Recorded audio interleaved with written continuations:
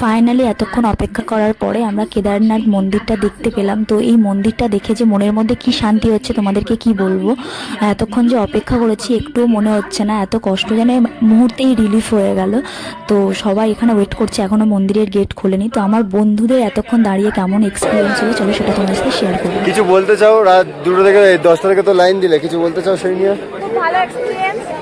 হ্যাঁ, সে যে আসবে ভোর 4টে থেকে লাইন দেবে, 9টার মধ্যে হয়ে যাবে। ঠিক কথা। আমাদের মতো কেউ ভুল, আমাদের মতো গরু গাধা কেউ হবে না, কেউ ভুলও করবে না।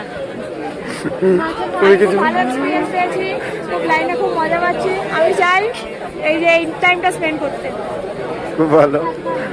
আর মিস্টার আমার কিছু বলার নেই, আই এম টায়ার্ড। আমার কিছু বলার ব্লগ বন্ধ। ও ম্যাডাম জি, জীবনে আসতে চাই না, জীবনে আসতে চাই না। আমাদের দাদা রয়েছে স্যাড মুডে, তাই এখন কিছু বলতে চাইছে না।